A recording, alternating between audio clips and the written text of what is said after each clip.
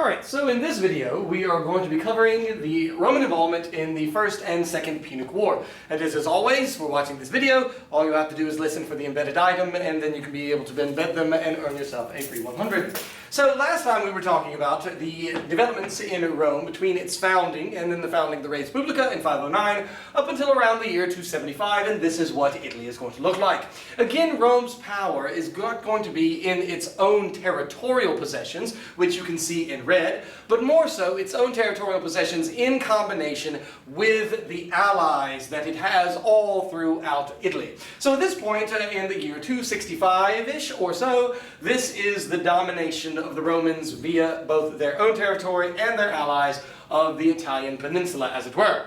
And so, immediately what they're going to do is find themselves pulled into their very first conflict outside of the Italian peninsula, and that is the First Punic War, which is going to last from 264 BC to 241. A long, 2-decade-plus affair that is going to be rather protracted, and it is all going to be centered around the island of Sicily. To give you a quick idea of what happened is that you have this little town of Messana. The island of Sicily is controlled by both the Carthaginians, and you can see the Carthaginian Empire extending across northern Africa and southern what is in modern-day Spain, the Iberian Peninsula, as well as Corsica, Sardinia, and then most of Sicily. Well, at any rate, the Messanans are a group of people that are attacked by the Mamertini. Initially, they are going to appeal to the Carthaginians for assistance, and the Mamertini is a mercenary group. And then, when Carthage declines, they will appeal to Rome, and by all intents and purposes, it wasn't intended for Rome and Carthage to come into conflict with each other, but because of the circumstances, as it were. And so, therefore, when Rome immobilizes its army to help out that place on Sicily, it is then going to become involved, as with the Carthaginians, in the First Punic War. The First Punic War is going to be in various different phases, and there are 3 of them. The first one is going to center around Sicily itself, and that is going to be from the start of the war of 264 all the way down into the year 256. Because the island of Sicily is at the center point and the center focus of all of the conflict, you are going to find that it is the time of the birth of the Roman navy.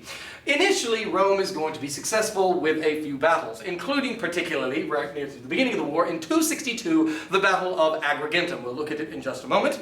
And when Agrigentum is going to be a victorious battle for the Romans, they get a foothold on the actual island itself after that battle of, again, Agrigentum. And also, too, is that the king of Syracuse, the city on Sicily, named Hero II, is going to go over to the side of the Romans and remain that way for the rest of his life. Now, as we look at the subsequent slides, following that battle of Agrigentum, you have in 262, you are going to have a necessity of a creation of what Rome had not had up to that point, which, of course, is that of a Roman navy. And here, of course, again, is Syracuse, which is essentially then going to become an ally of Rome. Originally, they were with the Carthaginians, but after Roman success, particularly that Battle of Agrigentum, you have them, of course, moving over to the Roman side. Here you can see, in 259 BC, up to that point, all the various different battles. You don't need to know all these, you just need to know a few. Particularly, you need to know Agrigentum, that is not on here, but I had mentioned previously, and then, of course, there's Messana, the little city right at the tip, that had started it all. In a moment, we're going to talk about Mylae. And so, when the Roman navy is first going to be made, they are going to be an inferior thing to the Carthaginians, because Carthaginians are seafaring people and the Romans are not. And so, in building this navy, they are going to develop at the Battle of Mylae. That's the one that we saw here a second ago, right there. At the Battle of Mylae, off the coast, in 260 BC, the Romans are going to develop a new technique, and that is a corvus, C-O-R-V-U-S, not your first word.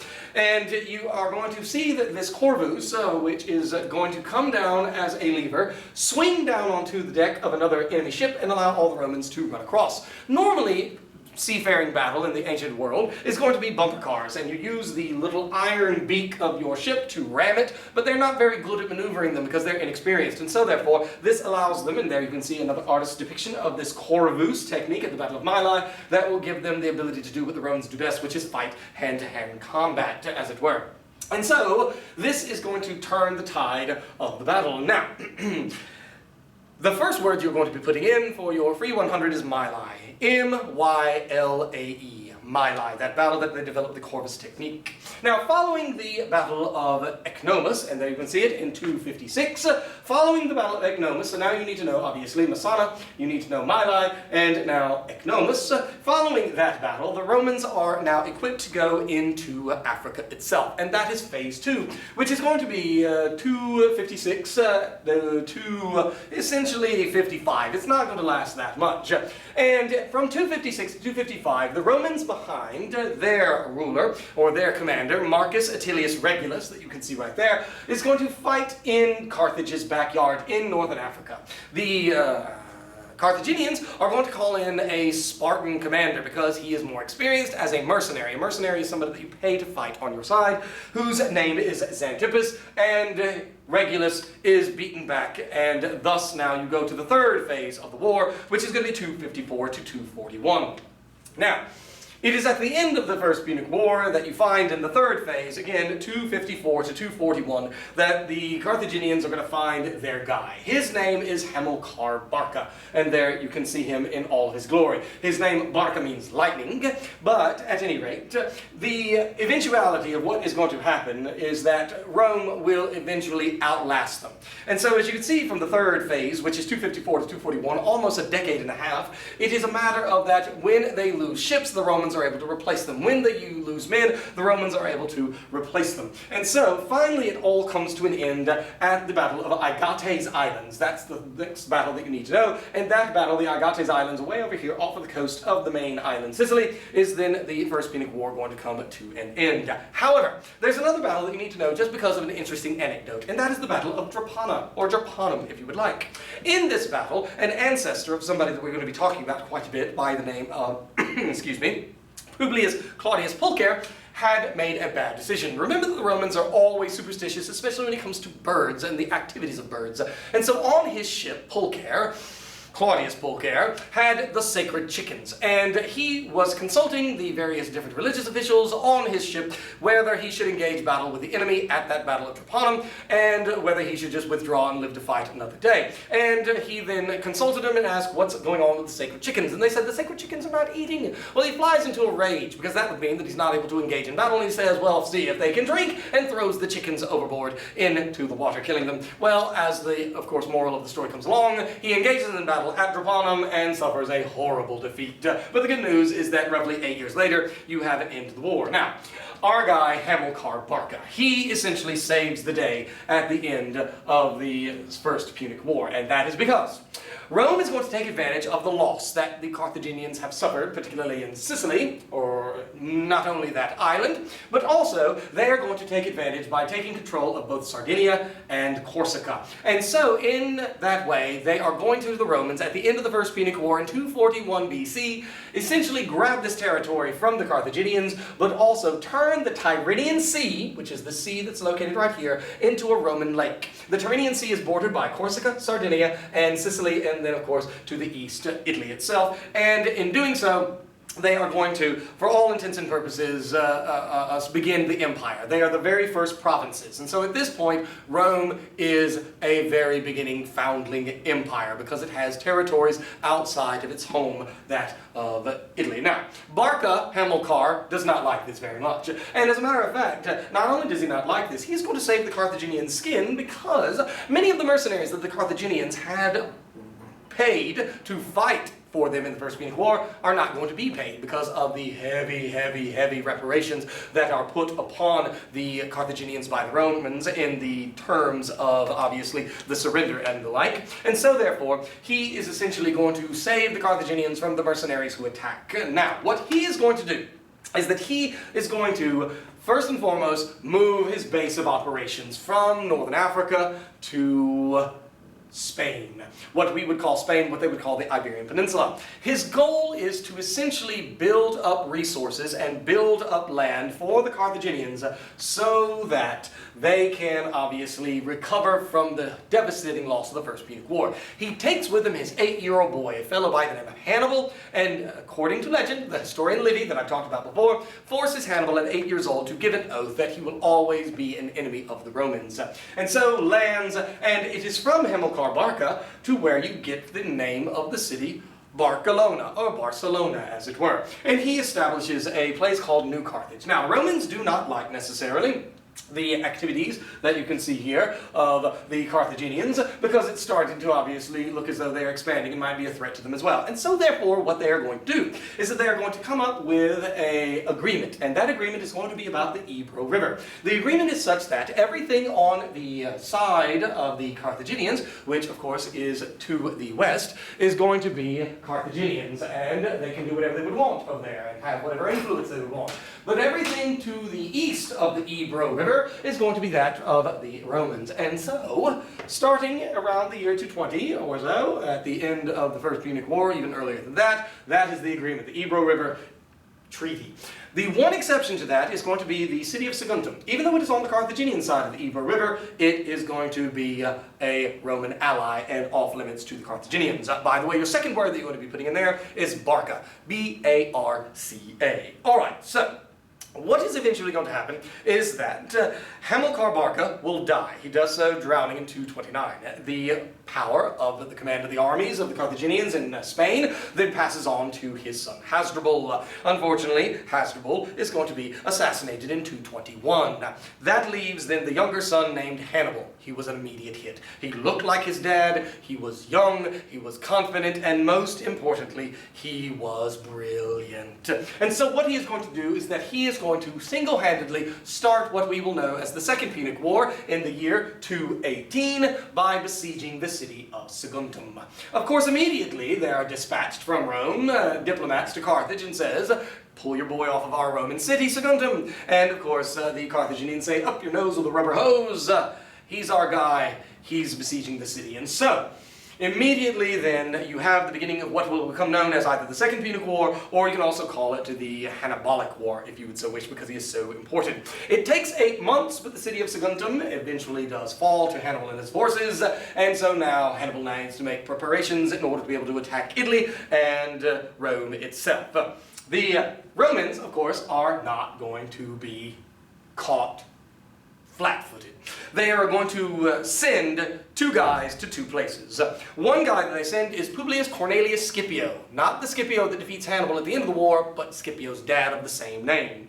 The other is Titus Sempronius Longus. They send Scipio over here to Massilia to begin preparations of fighting the front in Spain, and they send Longus down here to Sicily in order to attack Carthage in and of itself. This would have been a good plan, but the problem is that Hannibal has done the unthinkable. Hannibal has taken a full Carthaginian army and a whole bunch of recruits that he has recruited here in Spain, and he has taken elephants.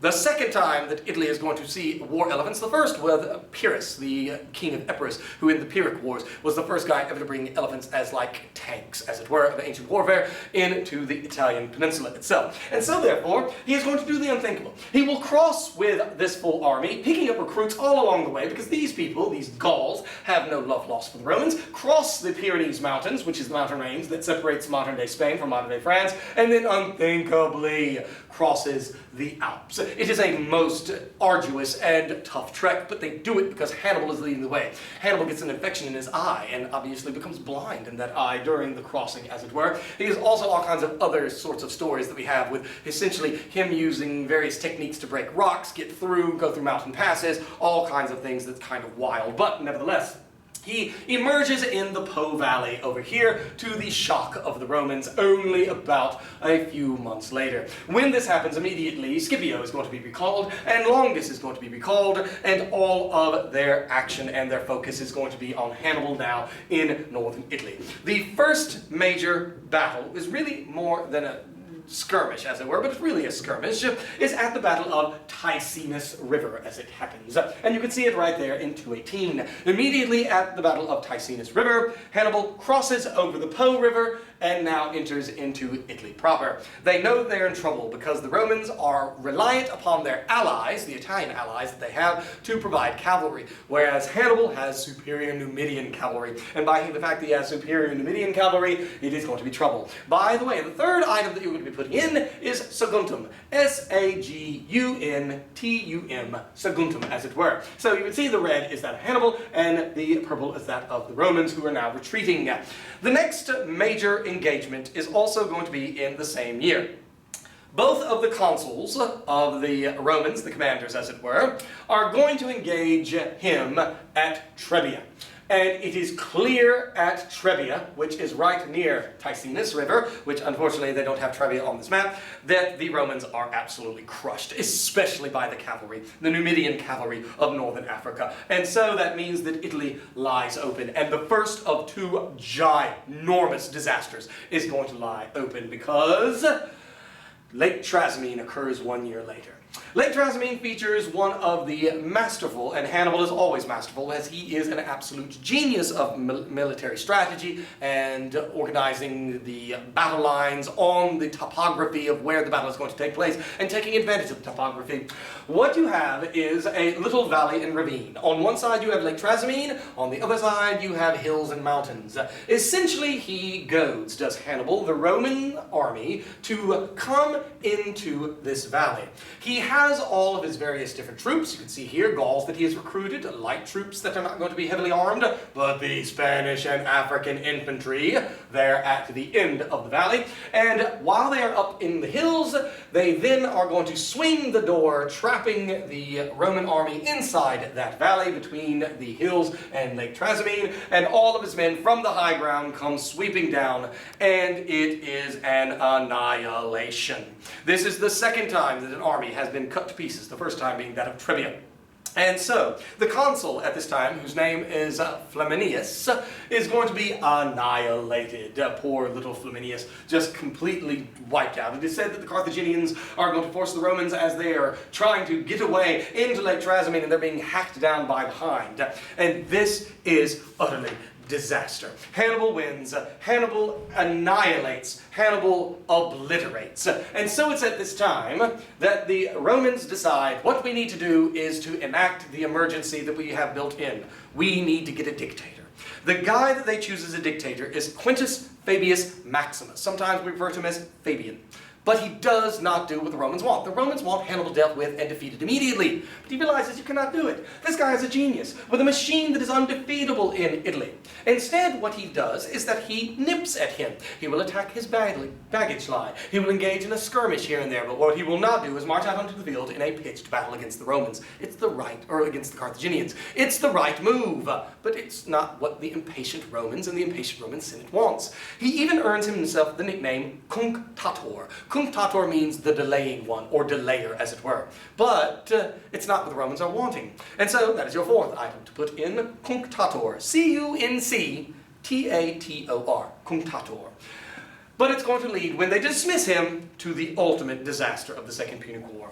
In 216 BC, in southern Italy, let's see if we can find it on the map here. There it is, all the way down there. Rome has now then mirrored Hannibal as he's marched south.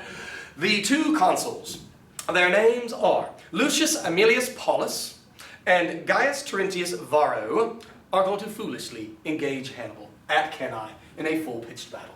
And here you can see a technique that Hannibal is going to use, an encirclement technique that was used all the way up into World War I. It was such a brilliant strategy. He is going to put his most weak troops up the front and bow them out. He knows the style of fight from the Romans is going to be just merely an onslaught. He knows also that his cavalry, especially his Numidian cavalry, but also the Spanish and Celtic cavalry, are superior, and that they are going to rout the cavalry of the Romans. And so, as the Romans attack, he instructs his men to withdraw, and to sag the lines in the other direction, and to continue to sag the line in the other direction. And by the time you have the lines all the way sagged, he can then take the cavalry, who has obviously routed the Roman cavalry, and lock the gate on the other side.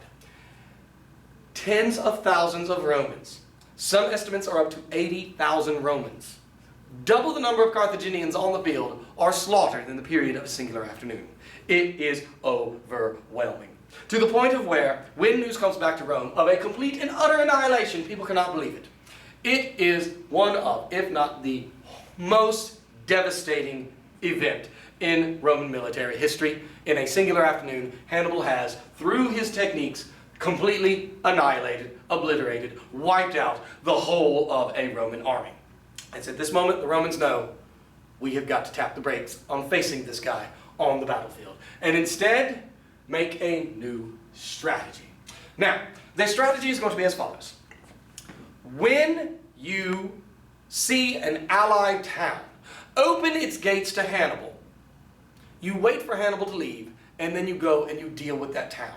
So Rome's main objective is to prevent the allies that are so important to Roman strength from going over to the side of the Carthaginians. Which means it's going to be a long, drawn-out battle, but it is a much more sound strategy, and that is also Hannibal's strategy. Hannibal does not want to annihilate Rome. Hannibal can't annihilate Rome. He doesn't march on Rome right after this battle. As a matter of fact, one of his commanders, named Mago, a brother or brother-in-law of Hannibal, I can't remember which one, says most famously, "You know how to secure a victory, Hannibal, but you don't know how to take advantage of it," because they want him to march on Rome, but he has no siege equipment, and otherwise his goal is not to obviously break apart Rome, the city. His idea is to break apart the strength of the allies, and so that is what they are then going to focus on. Now, meanwhile, he has left behind his brother in Spain. His brother is named Hasdrubal, and so he is going to then come to Italy about 4 years later. And in doing so, the goal between the two brothers, Hannibal and Hasdrubal, is to combine their armies together, and in doing so, create an army that would crush the Romans once and for all. It does not work out like that, because one Roman army is going to be mirroring Hasdrubal, one Roman army is going to be lurking about Hannibal at all times, but the one that was lurking about Hannibal is able to steal away without Hannibal's knowledge, and therefore they double-team Hasdrubal at the Battle of Metaurus River, and he, the brother, is killed. Which means that Hannibal now has to give up the hope that he will be able to combine with his brother, and thus the forces unite. Meanwhile, at around the same time, you have the fighting that's going on in Sicily, because Hannibal is trying to convert Sicily back into a non-Roman territory. And most famously, leading the charge is, of course, the Roman Marcus Claudius Marcellus, who most famously will be seen in the underworld by Aeneas when he visits his father. But that's not here nor there. What is important, however, is that in the siege of Sicily and the Roman attack therein, you have the death of Archimedes, the super-duper genius mathematician who had been building all these wonderful mechanisms of war on the assistance of the Carthaginians, especially this one that you see here through a system of pulleys, was able to put these grappling arms down to grab a ship of the Romans and then slam it down as it had lifted it way up. It was terrifying, as it were. Unfortunately, even though there was orders to take Archimedes alive, he was killed in the fighting, and so is no longer available for the Romans to be employed. Now, what is then going to happen is that the Romans are going to look up into a genius of their own. They are going to find a Scipio. Not Publius Cornelius Scipio or Gnaeus Cornelius Scipio, both of whom, brothers, had been sent to Spain in 2018 to deal with Hasdrubal, who slipped away and was able to get to Italy, whereupon he died at the Battle of Metaurus River. Both of those Scipios die, but the son of Publius Cornelius Scipio, who is also named Publius Cornelius Scipio, at the age of 25 receives imperium from the Romans. It had never been done before. In order to be an imperium, you have to be either a praetor or a consul. He had been neither, but he was a genius. He was the only equal to Hannibal. And in doing so, he is going to take the fight to Africa. And when he takes the fight to Africa, following his appointment in 211, it means that Hannibal now will come from Italy to defend the homeland. In doing so, what you will find is that now, for a period of 16 years, from 218 all the way down to around 202, Hannibal had kept a full Carthaginian army in the Italian peninsula and had never suffered a loss. Hannibal is terrifying to the Romans. Even decades later, to terrified children, you would say, Hannibal is at the gates, and they would be scared because of just the utter devastation that Hannibal and fear that Hannibal had brought to the Romans. The war is eventually going to come to an end. And the guy who's going to do it is Publius Cornelius Scipio, the son of Publius Cornelius Scipio. And at the Battle of Zama, Z-A-M-A, in 202 BC, he is going to defeat Hannibal. Hannibal would have won, but he was betrayed by some parts of his army, and Scipio had used some of Hannibal's own techniques of encirclement against him. And at this Battle of Zama, Hannibal does not die, but he is going to escape to the east. And that's what our next installment is going to be over.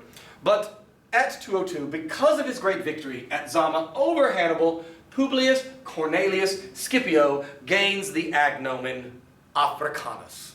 And so he becomes the great Scipio of the great Scipio family that we're going to learn about his adopted grandson eventually in the Third Punic War. But Hannibal, like I said, escapes to the east, to Syria, to the court of Antiochus III, where he will remain until his death in roughly 182 or 181 BC. So he lives another about 19 or so years, but the Second Punic War, also known as the Cannibalic War, comes to an end. Battle of Zama, 202 BC, and that is your final word that you're putting in, Zama, Z-A-M-A, and that is your Second Punic War. Make sure you are aware of the battles of Ticinus, Trebia, Trasimene, Cannae, as well as Zama, and the other characters involved, especially the two, Hannibal on the Carthaginian side, and eventually Publius Cornelius Scipio on the Roman side. Thanks for watching. Hopefully you learned this history, and in future competitions, use it to your advantage.